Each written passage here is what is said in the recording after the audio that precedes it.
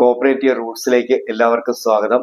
CSCB exam കോപ്പറേഷന്റെ 5ാമത്തെ class ആണ് ഇന്ന് നമ്മൾ ഡിസ്കസ് ചെയ്യാൻ പോകുന്നത്. കോപ്പറേറ്റീവ് വാല്യൂസിനെ കുറിച്ചാണ്. അതായത് ഫസ്റ്റ് ചാപ്റ്ററിലാണെങ്കിൽ കോപ്പറേറ്റീവ് പ്രിൻസിപ്പിൾസ്, കോപ്പറേറ്റീവ് വാല്യൂസ്, അങ്ങനെ കുറെ കാര്യങ്ങളാണ് ഫസ്റ്റ് ചാപ്റ്ററിലാണെങ്കിൽ വരുന്നത്. നേരത്തെ നമ്മൾ ഇൻട്രൊഡക്ഷൻ ക്ലാസ് ആണ് കഴിഞ്ഞത്. അതിൽ നമ്മൾ കോപ്പറേറ്റീവ് പ്രിൻസിപ്പിളിനെ കുറിച്ച് കഴിഞ്ഞ ക്ലാസ്സിൽ നമ്മൾ ഡിസ്കസ് ചെയ്തതാണ്. ഇനി അടുത്തതെന്ന് പറയുന്നത് കോപ്പറേറ്റീവ് വാല്യൂസ് ആണ്. കോപ്പറേറ്റീവ് വാല്യൂസ് എന്ന് പറഞ്ഞാലാണെങ്കിൽ it is the foundation for cooperative principles. Cooperative values are the foundation or the base or the guideline for cooperative principles. Cooperative values എന്ന് പറഞ്ഞാൽ കോപ്പറേറ്റീവ് പ്രിൻസിപ്പിൾസിന്റെ ഫൗണ്ടേഷനെയാണ് കോപ്പറേറ്റീവ് വാല്യൂസ് എന്ന് പറയപ്പെടുന്നത്. ഇതാണ് cooperative values are the foundation for cooperative principles. ICA in 1995 a statement of cooperative values or principles or the identity are also to be explained in 1995. 1995 ICA ഈ cooperative values അല്ലെങ്കിൽ principles ഐഡന്റിറ്റിയെ കുറിച്ച് ഒരു statement പുറപ്പെടുവിച്ചിട്ടുണ്ട്. ഇതിൽ നമ്മൾ cooperative value എന്ന് പറഞ്ഞാൽ എന്താണ്? It is a guideline or it is the foundation or base for the cooperative principle. ഈ കോഓപ്പറേറ്റീവ് പ്രിൻസിപ്പിളിന്റെ ബേസിക് ആയിട്ടുള്ള ഒന്നാണ് കോഓപ്പറേറ്റീവ് വാല്യൂസ് എന്ന് പറയപ്പെടുന്നത്. These cooperative values are divided into 2 heads. ഈ കോപ്പറേറ്റീവ് വാല്യൂസിനെ ആണെങ്കിൽ നമുക്ക് 2 ഹെഡുകളായിട്ട് തിരിക്കാം. കോർ വാല്യൂസ് എന്നും എത്തിക്കൽ വാല്യൂസ് എന്നും. ഇതാണ് കോപ്പറേറ്റീവ് വാല്യൂസ് എന്ന് പറഞ്ഞാൽ it is the base or the foundation for the cooperative principles. These cooperative values are divided into 2 heads. Core values and ethical values. Cooperative വാല്യൂസിനെ 2 ഹെഡുകളായിട്ട് തിരിക്കാം. ഏതൊക്കെയാണ്? കോർ വാല്യൂസ് എന്നും അതുപോലെ തന്നെ ethical values. Core values include self help and self responsibility, then democracy and equality. ഇതൊക്കെയാണ് 3 എണ്ണമാണ് ഈ കോർ വാല്യൂസ്. 2 ഹെഡുകളായിട്ട് നമ്മൾ കോപ്പറേറ്റീവ് വാല്യൂസിനെ തിരിക്കുന്നു. കോർ വാല്യൂ എന്നും അതുപോലെ തന്നെ ethical values. Core values include self help and self responsibility. Then രണ്ടാമത്തെന്ന് പറയുന്നതാണെങ്കിൽ ഡെമോക്രസി ആൻഡ് ഈക്വാലിറ്റി. മൂന്നാമത്തെ ഇക്വിറ്റി ആൻഡ് സോളിഡാരിറ്റി. എന്തൊക്കെയാണ്? Core values include self help and self responsibility. ഒന്നാമത്തെന്ന് പറയുന്നത് self help and self responsibility. നമ്മൾ പ്രിൻസിപ്പിളിൽ പറഞ്ഞിരിക്കുന്ന കാര്യം തന്നെയാണ് ഇവിടെ പറയപ്പെടുന്നത്. കോർ വാല്യൂ എന്നും എത്തിക്കൽ വാല്യൂ എന്നും ഈ വാല്യൂസിനെ 2ആയിട്ട് തിരിക്കുന്നു. കോർ വാല്യൂസിൽ ഉൾപ്പെടുന്നതാണ് ഒന്നാമത്തെ self help and self responsibility, രണ്ടാമത്തെ ഡെമോക്രസി ആൻഡ് ഈക്വാലിറ്റി, മൂന്നാമത്തെ ഇക്വിറ്റി ആൻഡ് സോളിഡാരിറ്റി എന്നിങ്ങനെ 3 എണ്ണമാണ് കോർ വാല്യൂസ്. അതിൽ ഒന്നാമത്തെ പറയാം self help and self responsibility. നമുക്കറിയാം സെൽഫ് ഹെൽപ്പ് നമ്മൾ പറഞ്ഞിട്ടുണ്ട്. കോപ്പറേഷന്റെ പ്രത്യേകത തന്നെയാണ് സെൽഫ് ഹെൽപ്പ് എന്ന് പറയുന്നത്. Self help through mutual help. Self help എന്ന് പറഞ്ഞാൽ സ്വമേധ, അതായത് സഹകരണ സംഘങ്ങളെ സംബന്ധിച്ചിടത്തോളം ആണെങ്കിൽ ഇതിലെ മെമ്പേഴ്സ് ആണെങ്കിൽ എന്ത് ചെയ്യുന്നു? പരസ്പരം സഹായിക്കുന്നു. അതുപോലെ തന്നെ സ്വന്തം കാലിൽ നിൽക്കുന്നതിനാണെങ്കിൽ സഹായിക്കുന്നത്. സെൽഫ് ഹെൽപ്പ് സ്വമേധയാ അവരവരുടെ താല്പര്യങ്ങൾ സംരക്ഷിക്കുന്നതിന് വേണ്ടി കൂടിയാണ്. അവരവരുടെ താല്പര്യങ്ങൾ സംരക്ഷിക്കുക, ഇതിനു പുറമെ മറ്റുള്ളവരുടെ താല്പര്യങ്ങളും കൂടെ സംരക്ഷിക്കുക. Self help. അതുപോലെ സെൽഫ് റെസ്പോൺസിബിലിറ്റി. ഇനി രണ്ടാമത്തെന്ന് പറയുന്നത് ഡെമോക്രസി ആൻഡ് ഈക്വാലിറ്റി. നമുക്കറിയാം ഡെമോക്രസി എന്ന് പറഞ്ഞാലാണെങ്കിൽ ജനാധിപത്യപരമായിട്ടാണ്, അല്ലെ വൺ മാൻ വൺ വോട്ട്. അവിടെ അത് തന്നെയാണ് ഇവിടെയും പറയപ്പെടുന്നത്. ഡെമോക്രസി ആൻഡ് ഈക്വാലിറ്റി എന്ന് പറഞ്ഞാൽ ആൾ ആർ ഈക്വൽ. കോപ്പറേറ്റീവ് സൊസൈറ്റിയെ സംബന്ധിച്ചിടത്തോളം ആണെങ്കിൽ all are equal in cooperative society. അതായത് സഹകരണ പ്രസ്ഥാനങ്ങളെ സംബന്ധിച്ചിടത്തോളം സാമ്പത്തികം ഉള്ളവരും സാമ്പത്തികം ഇല്ലാത്തവരും, അല്ലെങ്കിൽ മെയിൽ മെമ്പേഴ്സോ അല്ലെ ഫീമെയിൽ മെമ്പേഴ്സോ, അല്ലെ ഏത് ജാതിയിൽപ്പെട്ടവരും ഏത് മതത്തിൽപ്പെട്ടവരും അല്ലെങ്കിൽ ഏത് രാഷ്ട്രീയക്കാരും all are equal in cooperative society. അതാണ് equality. Then equity and solidarity. Equity എന്ന് പറഞ്ഞാൽ ഇക്വിറ്റി എന്ന് പറഞ്ഞാൽ ഒന്നിച്ചു നിൽക്കുക അല്ലെങ്കിൽ ഏകമാണ്. ഇക്വിറ്റി എന്ന് പറയുന്ന തുല്യത, ആൾ ആർ ഈക്വൽ ആണ്. Equity and solidarity. സോളിഡാരിറ്റി എന്ന് പറയാം ഐക്യദാർഢ്യം എന്ന് പറഞ്ഞാലാണെങ്കിൽ എല്ലാവരും ഒന്നിച്ചു നിന്ന് ഒരു പ്രസ്ഥാനത്തിൽ സ്വന്തം കാര്യം നേടുന്നതിനൊപ്പം തന്നെ മറ്റുള്ളവരുടെയും കാര്യങ്ങൾ മറ്റുള്ളവർക്കാണെങ്കിൽ സഹായം ലഭ്യമാക്കി കൊടുക്കുക. അതാണ് ഇക്വിറ്റി ആൻഡ് സോളിഡാരിറ്റി. ഏതൊക്കെയാണ്? Core values includes self help and self responsibility, democracy and equality. ഇനി മൂന്നാമത്തത് ഇക്വിറ്റി ആൻഡ് സോളിഡാരിറ്റി. ഇനി മറ്റൊന്നാണ് എത്തിക്കൽ values. Ethical values includes honesty and openness. എന്താണ്? ഒന്നാമത്തത് ഹോണസ്റ്റി ആൻഡ് ഓപ്പൺനെസ്, രണ്ടാമത്തെ സോഷ്യൽ റെസ്പോൺസിബിലിറ്റി, മൂന്നാമത്തത് എന്താണ്? Caring for others. Ethical values include ഒന്നാമത്തെ ഹോണസ്റ്റി ആൻഡ് ഓപ്പൺനെസ്. ഹോണസ്റ്റി എന്ന് പറഞ്ഞാലാണെങ്കിൽ ആത്മാർത്ഥ അല്ലെ സത്യസന്ധതയാണ് ഹോണസ്റ്റി. ആൻഡ് ഓപ്പൺനെസ്, അതായത് നമ്മൾ പറഞ്ഞിരിക്കുന്ന ഓപ്പൺ മെമ്പർഷിപ്പ് തന്നെയാണ് ഇവിടെ പറയപ്പെടുന്നത്. Honesty and openness. രണ്ടാമത്തെ സോഷ്യൽ റെസ്പോൺസിബിലിറ്റി. അതായത് നമ്മൾ പ്രിൻസിപ്പിൾ പറഞ്ഞിട്ടുണ്ട് സോഷ്യൽ റെസ്പോൺസിബിലിറ്റി എന്ന് പറയുന്നത് സമൂഹത്തോടാണെങ്കിലുള്ള കടപ്പാട് അല്ലെ ഉത്തരവാദിത്തം. ഇനി അടുത്തെന്ന് പറയുന്നത് കെയറിംഗ് ഫോർ അതേഴ്സ് എന്ന് പറയുന്നത് മറ്റുള്ളവരെ ആണെങ്കിൽ കെയർ ചെയ്യുക, മറ്റുള്ളവരുടെ താല്പര്യങ്ങൾ സംരക്ഷിക്കുക. അന്നേരം ദി എത്തിക്കൽ വാല്യൂസ് ഇൻക്ലൂഡ്സ് എന്തൊക്കെയാണ്? Honesty and openness, social responsibility, caring for others. ഇങ്ങനെ മൂന്നെണ്ണമാണ് എത്തിക്കൽ വാല്യൂസ്. ഇത്രയും കാര്യങ്ങൾ ക്ലിയർ ആവുന്നു. കോപ്പറേറ്റീവ് വാല്യൂസ് എന്ന് പറഞ്ഞാലാണെങ്കിൽ it is the guideline or the foundation for the cooperative principles. ഇതിൽ കോപ്പറേറ്റീവ് പ്രിൻസിപ്പിളിന്റെ ബേസ് ആണ് അല്ലെങ്കിൽ ഗൈഡ് ലൈൻ ആണ് അല്ലെങ്കിൽ ഫൗണ്ടേഷൻ ആണ് കോപ്പറേറ്റീവ് വാല്യൂസ് എന്ന് പറയുന്നത്.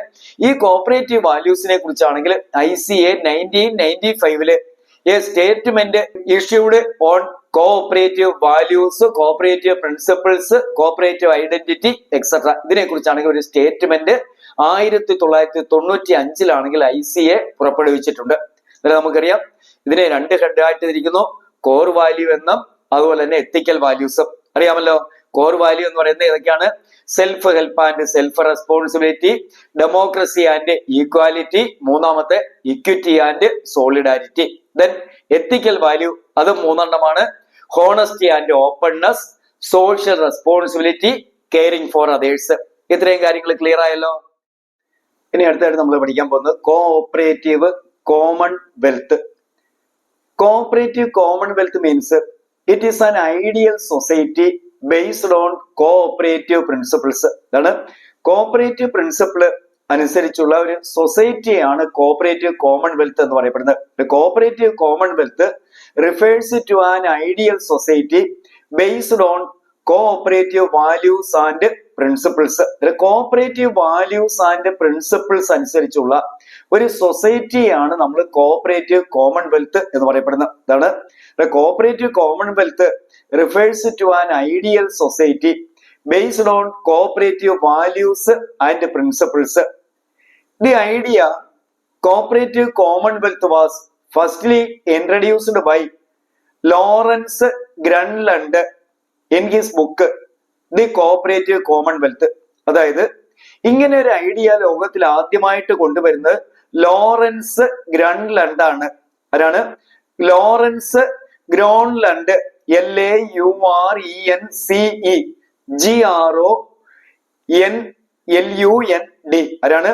LAURENCE Laurence Gronlund. GRONLUND. Laurence Gronlund in his book The Cooperative Commonwealth. The book published 1884. അതായത് ഇങ്ങനെ ഒരു ഐഡിയ ലോകത്തിൽ ആദ്യമായിട്ട് കൊണ്ടുവരുന്നത് ലോറൻസ് ഗ്രോൺലണ്ട് ആണ്. ആരാണ്? Laurence Gronlund in his book The Cooperative Commonwealth. The book published 1884. 1884 publish ചെയ്ത ദി കോഓപ്പറേറ്റീവ് കോമൺവെൽത്ത് എന്ന ബുക്കിൽ കൂടിയാണ് ഇങ്ങനെ ഒരു ഐഡിയ ആണെങ്കിൽ ആദ്യമായിട്ട് കൊണ്ടുവരുന്നത്. The idea cooperative commonwealth was introduced by Laurence Gronlund in his book The Cooperative Commonwealth. In 1884. 1884 publish ചെയ്യുന്ന ലോറൻസ് ഗ്രോൺലണ്ടിന്റെ ദി കോപ്പറേറ്റീവ് കോമൺവെൽത്ത് എന്ന ബുക്കിൽ കൂടിയാണ് ഇങ്ങനെ ഒരു ഐഡിയ ആണെങ്കിൽ കൊണ്ടുവരുന്നത്. ഓക്കെ, ഇന്ത്യയിൽ ഇങ്ങനെ ഒരു ഐഡിയ കൊണ്ടുവന്നത് DR Gadgil. The idea cooperative commonwealth was introduced in India by DR Gadgil. ഇന്ത്യയിലാണെങ്കിൽ ഇങ്ങനെ ഒരു ഐഡിയ കൊണ്ടുവരുന്ന ആരാണ്? DR ഗാഡ്ഗിലാണ് ഇന്ത്യയിൽ ഇങ്ങനെ ഒരു ഐഡിയ കൊണ്ടുവരുന്നത്. The idea cooperative commonwealth was introduced in India by DR Gadgil. എന്താണ് കോഓപ്പറേറ്റീവ് കോമൺവെൽത്ത് എന്ന് പറഞ്ഞാൽ? Cooperative commonwealth is that it is an ideal society based on cooperative values and principles, or the term cooperative commonwealth refers to an economy where the production, distribution and exchange are on the basis of the cooperative values and principles. That the cooperative commonwealth is that it is an ideal economy, that is the entire production, distribution and exchange are owned and controlled by cooperative societies or cooperative movement. It is called cooperative commonwealth. പുതിയതായി ഉണ്ടായ ഒരു term ആണ് cooperative commonwealth എന്ന് പറയുന്നത്. Cooperative Commonwealth is that it is a term that it is an ideal society based on cooperative values and principles. Cooperative values അല്ലെങ്കിൽ principles അനുസരിച്ചുള്ള ഒരു സൊസൈറ്റിയാണ് എന്തെന്ന് പറയുന്നത്? കോഓപ്പറേറ്റീവ് കോമൺവെൽത്ത് എന്ന് പറയുന്നു. ഇങ്ങനെ ഒരു ഐഡിയ ആദ്യമായിട്ട് കൊണ്ടുവരുന്ന ലോറൻസ് ഗ്രോൺലണ്ട് ആണ്. In his book the cooperative Commonwealth. The cooperative commonwealth എന്ന് പറയുന്ന ലോറൻസ് ഗ്രോൺലണ്ടിന്റെ ബുക്കിൽ കൂടിയാണ് ഇങ്ങനെ ഒരു ഐഡിയ ആണെങ്കിൽ കൊണ്ടുവരുന്നത്. ഈ ബുക്കാണെങ്കിൽ 1884 ഈ ബുക്ക് പബ്ലിഷ് ചെയ്യുന്നത്. എന്നാണ് the Laurence Gronlund's book the cooperative commonwealth published 1884. The cooperative commonwealth എന്ന് പറഞ്ഞാൽ it is an ideal society or it is an ideal economy, that is the entire production or distribution or exchange is conducted or handled on cooperative societies or cooperative movement. It is called cooperative commonwealth. Cooperative commonwealth refers to an ideal society based on cooperative values and principles. The idea cooperative commonwealth was firstly introduced Lawrence Groenland in his book The Cooperative Commonwealth. The Cooperative Commonwealth book published 1884. Or the term Cooperative Commonwealth refers to a state of economy where the entire production or distribution or exchange is handled by cooperative society or cooperative movement. ഇതിനെയാണ് എന്ത് പറഞ്ഞിരിക്കുന്നത്? Cooperative commonwealth എന്ന് പറഞ്ഞിരിക്കുന്നത്. അടുത്തായിട്ട് നമ്മൾ പഠിക്കാൻ പോകുന്നത് കോഓപ്പറേഷനും അതുപോലെ തന്നെ ജോയിന്റ് സ്റ്റോക്ക് കമ്പനിയുമായിട്ടുള്ള ഒരു കമ്പാരിസൺ ആണ്. നമുക്കറിയാം പലതരത്തിലുള്ള ബിസിനസ് ഓർഗനൈസേഷൻസുകളുണ്ട്. അതായത് സോൾ പ്രൊപ്രൈറ്റർഷിപ്പ് ഉണ്ട്, പാർട്ണർഷിപ്പ് ഉണ്ട്, HUF ഉണ്ട്, ജോയിന്റ് സ്റ്റോക്ക് കമ്പനി ഉണ്ട്. അതുപോലുള്ള ഒരു ഓർഗനൈസേഷൻ ആണ് കോഓപ്പറേറ്റീവ് ഓർഗനൈസേഷൻ എന്ന് പറയുന്നത്. നമുക്കിവിടെ സിലബസ് പ്രകാരം മെയിൻ ആയിട്ട് പഠിക്കാനുള്ളത് ജോയിന്റ് സ്റ്റോക്ക് കമ്പനിയും അതുപോലെ കോഓപ്പറേറ്റീവ് ഓർഗനൈസേഷനുമായിട്ടുള്ള ഒരു കമ്പാരിസൺ ആണ്. അന്നേരം അതിനെക്കുറിച്ച് നമ്മൾ പഠിക്കുന്നതിന് മുന്നോടിയായിട്ടാണെങ്കിൽ നമ്മൾ മറ്റ് ബിസിനസ് ഓർഗനൈസേഷനെ കുറിച്ച് ഏകദേശം നമ്മളൊന്ന് അറിഞ്ഞ് ഇരിക്കണം. അതായത് ആദ്യത്തെ എന്ന് പറയുന്നത് നമ്മൾ സോൾ പ്രൊപ്രൈറ്റർഷിപ്പ് അല്ലെ ഇൻഡിവിജ്വൽ പ്രൊപ്രൈറ്റർഷിപ്പ് കൺസേൺ അല്ലെ വൺ മാൻ ബിസിനസ് ആണ്. അതായത് ആദ്യമായിട്ട് ആരംഭിക്കുന്ന ബിസിനസ് ആണ് സോൾ പ്രൊപ്രൈറ്റർഷിപ്പ് ബിസിനസ് എന്ന് പറയപ്പെടുന്നത്, അല്ലെ വൺ മാൻ ബിസിനസ്. അതായത് പ്രൊഡക്ഷനും അല്ലെ ഡിസ്ട്രിബ്യൂഷൻ അല്ലെന്നുണ്ടെങ്കിൽ ലാഭവും നഷ്ടവും എല്ലാം ഒരാൾ തന്നെ ഹാൻഡിൽ ചെയ്യുന്ന ഒരു ബിസിനസ് ആണ് sole proprietorship business. Sole proprietor liability unlimited liability ആണ്. ഇനി കുറെ കൂടെ ഡെവലപ്പ് ചെയ്ത ഒരെണ്ണമാണ് വേറെ മറ്റൊരു ബിസിനസ് ആണ് HUF. അറിയാമല്ലോ, നമ്മൾ കഴിഞ്ഞ ക്ലാസ്സിലൊക്കെ ഇതിനെ കുറിച്ച് പറഞ്ഞിട്ടുള്ളതാണ്. HUF എന്ന് പറഞ്ഞാൽ ഹിന്ദു അൺഡിവൈഡഡ് ഫാമിലി ബിസിനസ് അല്ലെ ജോയിന്റ് ഹിന്ദു ഫാമിലി ബിസിനസ്. അതായത് ഹിന്ദു കൂട്ടുകുടുംബ ബിസിനസ് ഇന്ത്യയിൽ മാത്രം നേരത്തെ പണ്ട് കാലത്ത് നിലനിന്നിരുന്ന ഒരു ബിസിനസ് ആണ്. ഇതിന്റെ പ്രത്യേകത എന്ന് പറയുന്നത് all the male members of the family are the members of the business. ഇതിലെ മെമ്പേഴ്സ് എന്ന് പറയുന്നത് കുടുംബത്തിലെ ഹിന്ദു കൂട്ടുകുടുംബം നടത്തുന്ന ബിസിനസ് ആണ്. ആ കുടുംബത്തിലെ എല്ലാ മെയിൽ മെമ്പേഴ്സും ഓട്ടോമാറ്റിക് ആയിട്ട് ബിസിനസ്സിലെ മെമ്പേഴ്സ് ആയിരിക്കും. ബിസിനസ്സിലെ മാനേജർ എന്ന് പറയുന്നത് senior most male member called കാരണവർ ഓർ കർത്തയാണ് ബിസിനസ്സിലെ മാനേജർ. ഈ മാനേജറുടെ ലയബിലിറ്റി അൺലിമിറ്റഡും ബാക്കിയുള്ളവരുടെ ലയബിലിറ്റി ലിമിറ്റഡുമാണ്. ഇനി മറ്റൊന്നാണ് പാർട്ണർഷിപ്പ്. പാർട്ണർഷിപ്പിനെ കുറിച്ചും അറിയാമല്ലോ, നമ്മൾ ഇതെല്ലാം കഴിഞ്ഞ ക്ലാസ്സുകളിൽ പറഞ്ഞിട്ടുള്ളതാണ്. പാർട്ണർഷിപ്പ് എന്ന് പറയുന്നത് ഇന്ത്യൻ പാർട്ണർഷിപ്പ് ആക്ട് പ്രകാരമാണ് പാർട്ണർഷിപ്പ് രൂപീകരിച്ചിരിക്കുന്നത്. അതായത് മിനിമം നമ്പർ എന്ന് പറയുന്നത് 2 പേഴ്സൺസ്, മാക്സിമം 100 ആണ് പാർട്ണർഷിപ്പില്. Partnership is formed on the base of the Indian partnership act 1932. 1932 partnership act പ്രകാരമാണ് പാർട്ണർഷിപ്പ് രൂപീകരിച്ചിരിക്കുന്നത്. പാർട്ണർഷിപ്പിനെ സംബന്ധിച്ചിടത്തോളം ആണെങ്കിൽ registration is not compulsory but it is an advantage to the business.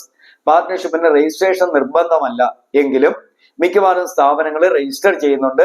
Registration എന്ന് പറയുന്ന പാർട്ണർഷിപ്പിനെ സംബന്ധിച്ചുള്ള ഒരു അഡ്വാൻറ്റേജ് ആണ്. പാർട്ണർഷിപ്പിന്റെ പ്രധാനപ്പെട്ട ഡോക്യുമെന്റ് ആണ് പാർട്ണർഷിപ്പ് ഡീഡ് എന്ന് പറയുന്നത്. The agreement between all the partners. പാർട്ണർമാരെല്ലാവരും കൂടെ ഉണ്ടാക്കിയിട്ടുള്ള ഒരു എഗ്രിമെന്റിനെയാണ് പാർട്ണർഷിപ്പ് ഡീഡ് എന്ന് പറയുന്നത്.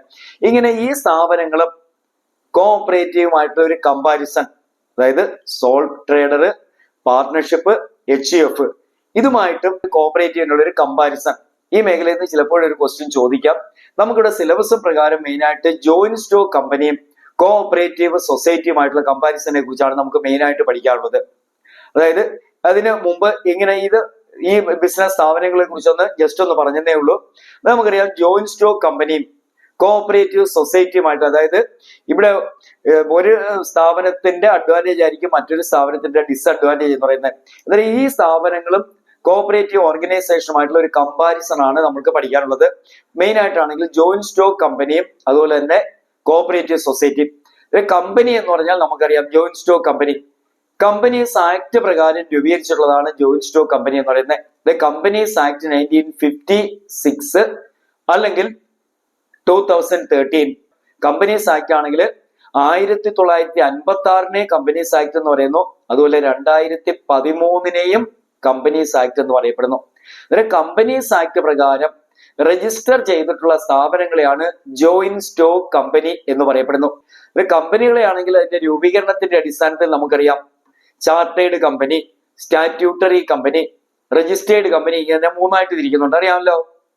അതായത് ചാർട്ടേഡ് കമ്പനി എന്ന് പറഞ്ഞാൽ it is the company formed on the base of the proclamation of king or queen. രാജാവിന്റെ അല്ലെങ്കിൽ രാജ്ഞിയുടെ വിളംബര പ്രകാരം രൂപീകരിച്ചിട്ടുള്ള കമ്പനികളാണ് chartered company. Example east India Company, അതുപോലെ ബാങ്ക് ഓഫ് ഇംഗ്ലണ്ട് തുടങ്ങിയവ ഇതിന് എക്സാമ്പിൾ ആണ്.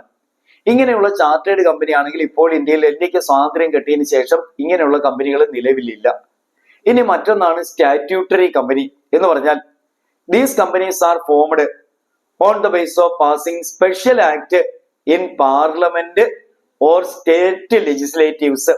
ഇന്ത്യൻ പാർലമെന്റില് അല്ലെ സംസ്ഥാന നിയമസഭകളിൽ പ്രത്യേക നിയമം കൊണ്ടുവന്ന് അതിൻ പ്രകാരം രൂപീകരിച്ചിട്ടുള്ള സ്ഥാപനങ്ങളെയാണ് സ്റ്റാറ്റ്യൂട്ടറി കമ്പനീസ് എന്ന് പറയപ്പെടുന്നു. IDBI അല്ലെങ്കിൽ LIC അല്ലെങ്കിൽ RBI ഇതെല്ലാം സ്റ്റാറ്റ്യൂട്ടറി കമ്പനികളാണ്. സ്റ്റാറ്റ്യൂട്ടറി കമ്പനികൾ എന്ന് പറഞ്ഞാൽ എന്താണ്? These companies are formed by passing special act in parliament or state legislatives. അറിയാമല്ലോ.